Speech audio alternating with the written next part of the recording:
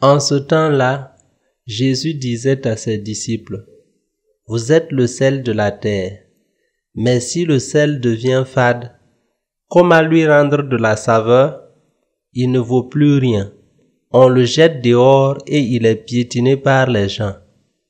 Vous êtes la lumière du monde. Une ville située sur une montagne ne peut être cachée. Et l'on n'allume pas une lampe pour la mettre sous le boisseau. On la met sur le lampadaire et elle brille pour tous ceux qui sont dans la maison. De même, que votre lumière brille devant les hommes. Alors, voyant ce que vous faites de bien, ils rendront gloire à votre Père qui est dans les cieux.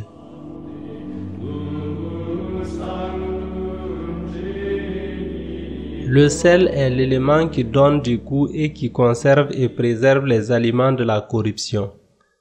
Le disciple est donc appelé à garder éloigné de la société les dangers, les germes corrosifs qui polluent la vie des hommes.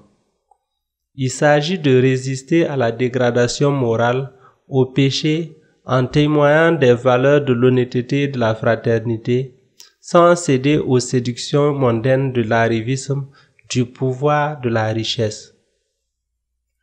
Le disciple excelle quand il ne recherche pas le consensus et les applaudissements, mais qu'il s'efforce d'être une présence humble, constructive, dans la fidélité aux enseignements de Jésus, qui est venu dans le monde non pas pour être servi, mais pour servir.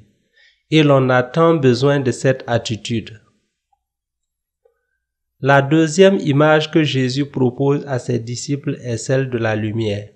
Vous êtes la lumière du monde. La lumière disperse l'obscurité et permet de voir. Jésus est la lumière qui a dissipé les ténèbres, mais elle subsiste encore dans le monde et dans les personnes individuelles.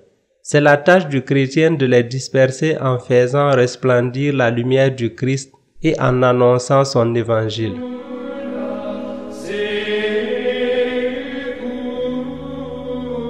Vous êtes le sel de la terre. Vous êtes la lumière du monde. Seigneur Jésus, conforme-nous à ta parole afin qu'étant vraiment sel, nous donnions de la saveur à notre milieu de vie et qu'étant lumière, nous brillons aussi bien pour les chrétiens que les non-chrétiens afin de conquérir les cœurs pour l'Évangile. Amen.